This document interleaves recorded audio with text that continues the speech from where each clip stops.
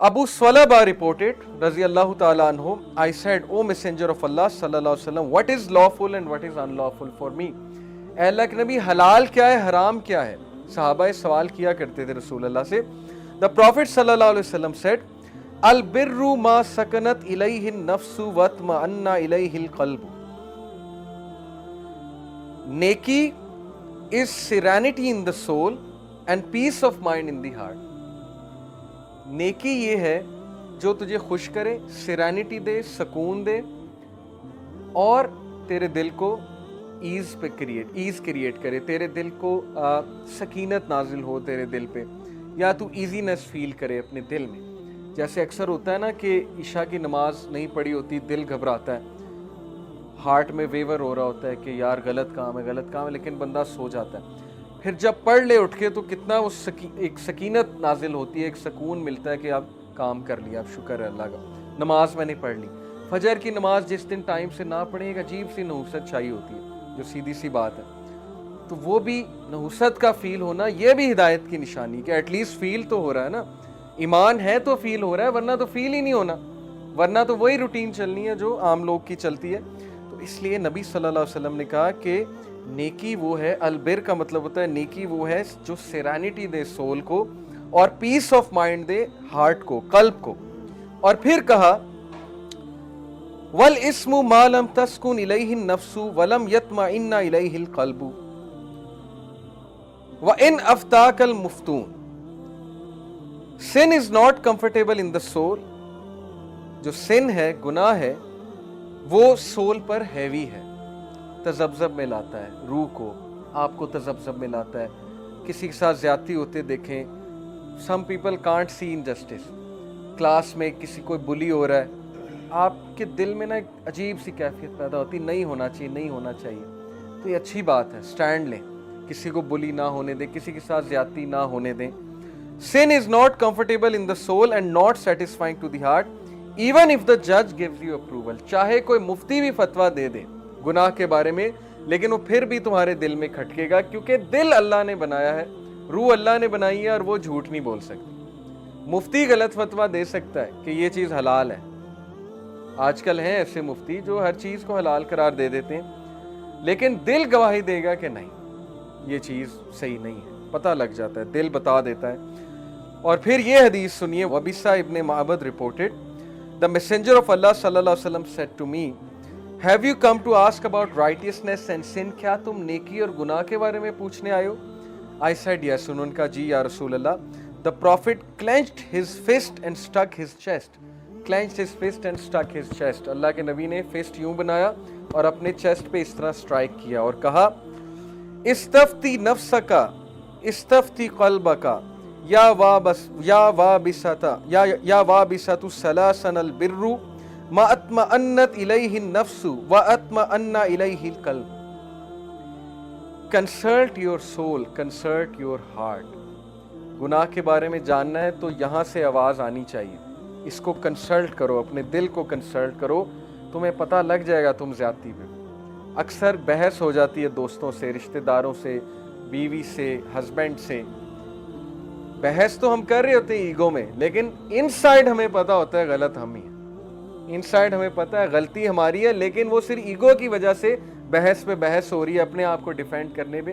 تو رسول اللہ نے کہا اگر نیکی چاہتے ہو تو یہاں سے فتویٰ لو, اپنے دل کے پاس جاؤ, اپنے سول سے پوچھو کہ میں صحیح کر رہا ہوں کہ نہیں کر رہا ہوں. او وابسہ, یہ صحابی کا نام ہے. Righteousness is what reassures your soul and your heart. And sin is what wavers in your soul and puts tension in your chest. Righteousness, نیکی وہ ہے جو تجھے اچھا فیل کرائے, جو تجھے ہلکا فیل کرائے, اور گناہ وہ ہے جو بھاری ہو تیرے لیے. لوگ انگزائٹی کی شکایت کرتے ہیں آج کل, کتنی انگزائٹی کامن ہو گئی ہے ہمارے معاشرے میں.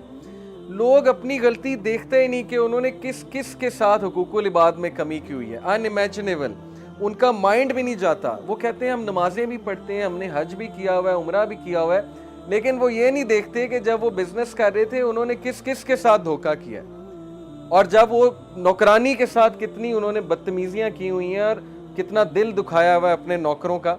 انہیں انسان نہیں سمجھا, حقوق العباد میں کس طرح کی مسٹیکس انہوں نے کی ہوئی ہیں. تو انگزائٹی تو آئے گی, کیونکہ کیونکہ سول تذبذب میں وہ چیخ چیخ کے کہہ رہی ہے کہ تم گناہ کر رہے ہو، لیکن ہمیں نظر ہی نہیں آ رہا. ہم پر وہ جو ڈاکٹر اسرار مثال دیتی تھی نا کہ ایک ہمارے سامنے بلینکٹ آ گیا، بلینکٹ آف سینس، جو ہمیں ریالٹی نہیں دیکھنے دے رہا. تو اس لیے میں یہی بار بار کہتا ہوں کہ اپنی غلطیاں دیکھنا یہ ہر ایک کے بس کی بات نہیں ہے. آپ کے گھر میں کوئی مسئلہ ہو، چاہے آپ کا بھائی مسٹیک پہ، آپ کی بہن مسٹیک پہ، آپ کی بیٹی مسٹیک پہ ہے، آپ ساتھ اسی کا دیں گے جو حق پہ ہے. نبی صلی اللہ علیہ وسلم نے کہا تھا کہ حضرت فاطمہ بھی چوری کریں گی تو میں ان کے بھی ہاتھ کاٹ دوں گا. یہ ہر ایک کے بس کی بات نہیں ہوتی ہے کہ اپنے اپنوں کے خلاف جائے، اپنوں کے خلاف سٹینڈ لے، لیکن ظاہر ہے حکمت کے ساتھ. یہ نہیں کہ لڑائی مول لے لے بندہ، انہیں بھی پیار سے سمجھائے کہ آپ غلطی پہ ہیں، آپ نے غلط کیا ہے، اس کی کوئی غلطی نہیں تھی. یہی ہدایت کی نشانی ہے. تو اس لیے اپنے دل سے فتویٰ لیا کریں کہ آپ نے صحیح کام کیا ہے کہ نہیں کیا ہے. اور پھر نبی صلی اللہ علیہ وسلم نے فرمایا وَالِاسْمُ مَا هَاكَ فِي النَّفْسِ وَتَرَدَّدَ فِي الصَّدْرِ وَإِنْ أَفْتَاكَ النَّاسُ وَأَفْتَوْكَ even if the people approve it in their judgments again and again. چاہے لوگ اپروو کیے جائیں، نہیں یہ گناہ نہیں ہے، یہ گناہ نہیں ہے، پھر بھی اگر وہ تیرے دل میں کھٹکے تو وہ گناہ ہے. اور آج آپ کے لیے حدیث اتنی اپلیکیبل ہے، آپ یونیورسٹیز میں جائیں گے، کل کو ورک پلیس پہ جائیں گے، وہاں فری مکسڈ گیدرنگ ہے، وہ اس کو گناہ نہیں سمجھتے، وہ ہینڈ شیک بھی کرتے ہیں، ہائی فائیوز بھی چل رہے ہوتے ہیں، کندھے میں کندھا ڈال کے بھی چل رہے ہوتے ہیں، سب کچھ ہو رہا ہوتا ہے یونیورسٹیز میں بھی پڑھا ہوں، اور اس کو کچھ گناہ سمجھا ہی نہیں جا رہا ہوتا. لڑکیاں بھول گئی ہیں وہ لڑکیاں، لڑکے بھول گئے ہیں وہ لڑکے ہیں. یہ تمیز ختم ہو چکی ہے کہ میں مرد ہوں، یہ عورت ہے، عورت کی کوئی عزت تھی ہمارے معاشرے میں. ہمارے دور میں اتنی سینس ہمیں ہوتی تھی، جب ہم گروپ آف فرینڈز بیٹھے ہوتے تھے نا، ہم کھلکھلا کے ہنس رہے ہوتے تھے، کوئی ایسی ویسی بات کر رہے ہوتے تھے، کوئی لڑکوں والی بات کر رہے ہوتے تھے، جوکس کریٹ کر رہے ہوتے تھے، دور سے ایک عورت چلی آتی تھی، ہم چپ کر جاتے تھے. یہ عزت ہمارے ٹائم تک تھی کہ ہم گالی نہیں دیتے تھے کہ نہیں یار اب وہ آ گئیں. اتنی تمیز باقی تھی میرے دور تک. اب مجھے نہیں پتا، آپ بہتر بتائیں گے، لیکن جہاں تک میں نے دیکھا ہے وہ تمیز ختم ہو چکی.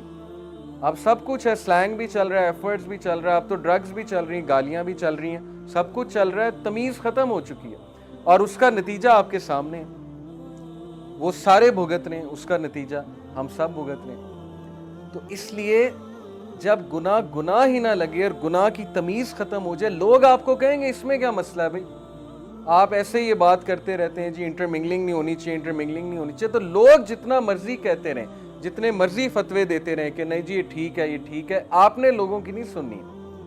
آپ نے دل کے پاس جانا ہے کہ صحیح بتاؤ یہ چیز ٹھیک ہے کہ نہیں ٹھیک ہے.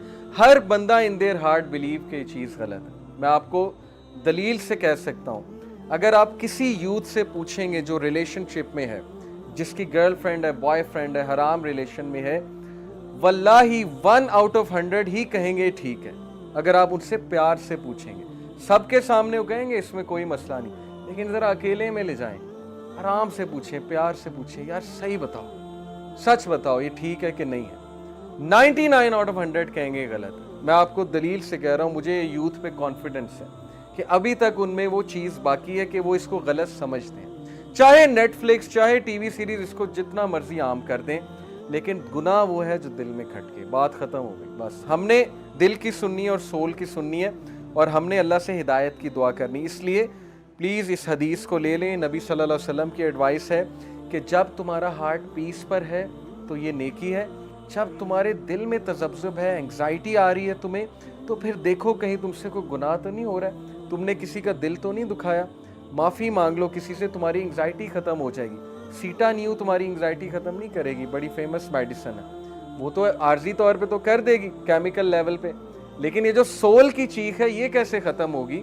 تو پہلے جو لوگوں کو چکر دیے ہوئے، لوگوں کے ساتھ جو آپ نے گستاخیاں کی ہوئی ہیں، ایک حدیث میں آتا ہے کہ اللہ تعالیٰ قیامت والے دن اس شخص کی طرف دیکھیں گے بھی نہیں، چاہے اس کی جتنی مرضی عبادات ہیں، جس کی زبان کے ڈر سے لوگ اس سے ملنا چھوڑ دیتے ہیں. لوگ کو خوف آتا ہے یار یہ تانے مارتا ہے آتے جاتے، یہ حاوی ہونے کی کوشش کرتا ہے، ڈومینیٹ ہونے کی. آپ نے دیکھا نا ورک پلیس پہ ایسے لوگ ہوتے ہیں جو آتے جاتے آپ کی غلطی نوٹ کرتے ہیں، آپ کو آپ کی غلطیاں یاد کراتے ہیں، آپ کو تانے دیتے ہیں، آپ کو ڈیگریڈنگ نگاہوں سے دیکھتے ہیں. آپ کہیں انٹر ہوتے ہیں تو مذاق اڑانے والے ایکسپریشنز دیتے ہیں. ہر طرح کے لوگ ہوتے ہیں ہر جگہ. تو گھبرانا نہیں ہے ایسے لوگوں سے. بات اصل میں یہ ہے کہ ہم نے یہ دیکھنا ہے کہ ہم ڈگنیٹی کے ساتھ چلیں، ہم ان کے ساتھ کوئی ایسی ویسی چیز نہ کریں. وہ آتا ہے نا قرآن میں کہ جاہلوں کے ساتھ جب پالا پڑے تو قالوا السلام, فاصلہ رکھیں اور کہیں بس ٹھیک ہے آپ ٹھیک کہہ رہے ہیں. میں تو کبھی بحث نہیں کرتا. امام شافعی نے کہا تھا میں کبھی ڈیبیٹ نہیں ہارا سوائے ایک جاہل آدمی کے ساتھ, کیونکہ اس نے مجھے جہالت سے ہرا دیا. جہالت میں وہ پی ایچ ڈی تھا, میں تو کہیں نہیں تھا. امام شافعی تو جہالت میں ظاہر ہے وہ تو عالم تھے, تو وہ جاہل تھا, چونکہ اس کا ایکسپیرینس ہی اتنا زیادہ تھا, اس نے مجھے ڈیبیٹ ہرا دی. تو اس لیے جب آپ ایسے انسان کو دیکھیں جو ایروگینٹ ہے, بات ہی نہیں سن رہا, تو مت بحث کریں اس کے ساتھ, دعا کریں اس کے لیے, دعا کریں, سلام کہیں اور بس ٹھیک ہے, دیٹس اٹ. تو 5ویں ریزن کہ آپ ہدایت پر ہیں, اور انشاءاللہ 6ٹھی ریزن بتا کے بات کو ختم کرتے ہیں. Taking benefit from opportunities such as religious gatherings and knowledge.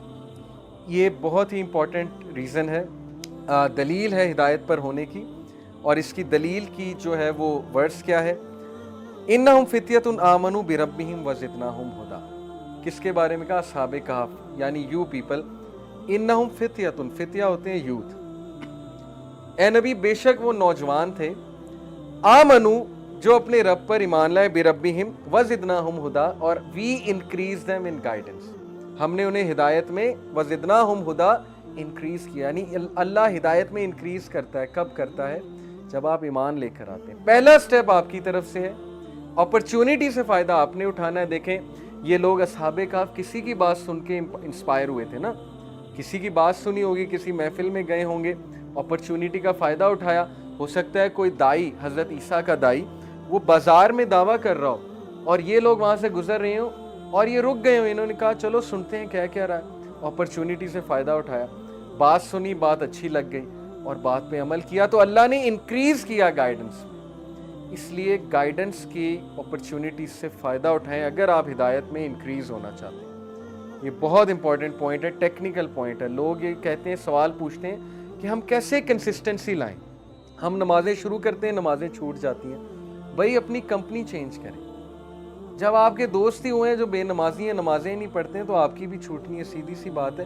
یا پھر آپ موسیٰ علیہ السلام جیسے اسٹرانگ ہو جائیں. ایسے لوگ کچھ ہوتے ہیں جو سب کو پھر نماز پڑھا کے چھوڑتے ہیں, یا تو پھر آپ ایسے بن جائیں. لیکن اگر آپ موسیٰ علیہ السلام نہیں ہیں تو پھر آپ کو کمپنی چینج کرنی پڑے گی. ٹھیک ہے, تو اس لیے ہدایت پہ قائم رہنا ہے, انکریز ہونا ہے, تو ہدایت کی اپرچونٹی سے فائدہ اٹھائیں جیسے اصحاب کہف نے فائدہ اٹھایا.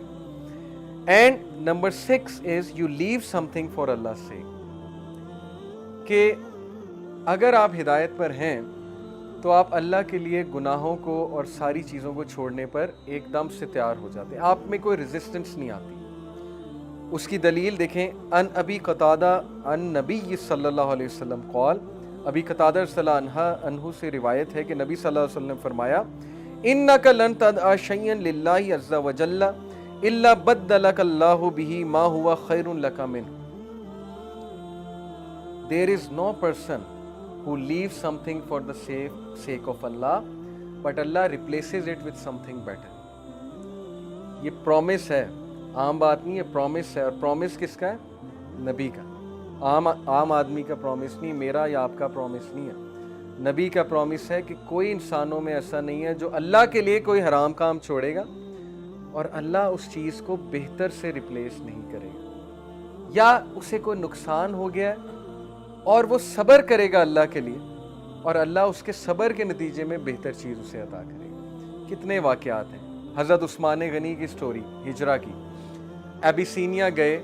حضرت عثمان غنی, پتہ آپ کو کتنی انہیریٹنس ملی تھی انہیں؟ ایک رف آئیڈیا چلیں, آپ کا ایک کوئز لیتے ہیں. حضرت عثمان غنی کو کتنی وراثت ملی ہوگی اپنے والد سے؟ درہمز میں بتائیں, اندازہ کتنے درہمز ملے ہوں؟ کروڑ, لاکھ, کتنے؟ 30 لاکھ, 40 لاکھ, 50 لاکھ, 3 کروڑ درہم یہ ان کی انہیریٹنس تھی. 30 ملین درہم ان کو انہیریٹنس ملی تھی حضرت عثمان غنی کو.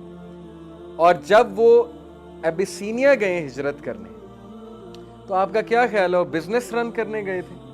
امیجن کریں ایک بندہ اپنی فیکٹریاں چھوڑ کر, تجارت چھوڑ کر ہجرت کر کے حبشہ چلا جاتا ہے, تو پیچھے سے بزنس چل رہا ہے کہ بند ہو گیا؟ کیا خیال ہے؟ حالات ہی ایسے بند ہو گیا. ابھی سیدھی سی بات ہے, نہ بزنس چل رہا ہے, تو ان کو تو فکر یہ ہونی چاہیے میرا بزنس بند ہو گیا ہے, میرا بزنس نہیں چل رہا ہے, میں نے پیسہ انویسٹ کیا ہوا تھا, لیکن انہوں نے اللہ کے لیے, رسول کے لیے ہجرت کی, and he is one of the 2 people in the world.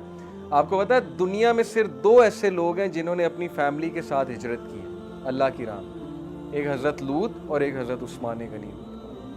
باقیوں نے اکیلے کی ہے, فیملی کے ساتھ نہیں کی ہے. تو he is one of the few. اور حضرت عثمان غنی کے بارے میں آتا ہے کہ ان کی ماڈسٹی آپ چیک کریں, چونکہ اب بات ان کی چل گئی تو میں آپ کو ان کی ماڈسٹی کے بارے میں بتاتا ہوں. اتنے حیا والے تھے, اتنی حیا کرتے تھے کہ ایک بچے کو مسجد میں دیکھا اور دل کیا کہ میں اس کو کچھ پیسے دوں, لیکن حیا اتنی تھی کہ سب کے سامنے نہیں دینی. ایک تو یہ حیا, دوسری یہ کہ بچے کی عزت نفس نہ ہرٹ ہو جائے کہ میں اس کے ہاتھ میں پکڑا رہا ہوں سب کے سامنے. تو کہا کہ بیٹا میں نا تمہیں ایک شرٹ گفٹ کرنا چاہتا ہوں. بچہ بڑا خوش ہوا کہ چلو شرٹ آ رہی ہے. شرٹ کی جیب میں 10,000 درہم رکھ دی. بچہ جب گھر گیا تو ماں باپ نے جب شرٹ دیکھی اور جیب دیکھی, کہتے 10,000 درہم ہے اس میں, تو یہ کس نے رکھ دی ہیں؟ تو بچے نے کہا ضرور اس شخص نے رکھے ہوں گے جس نے مجھے شرٹ دی. یہ حیا تھی, یعنی سب کے سامنے نہیں دینا ہے. تو بڑی زبردست ان کے اور بھی واقعات ہیں.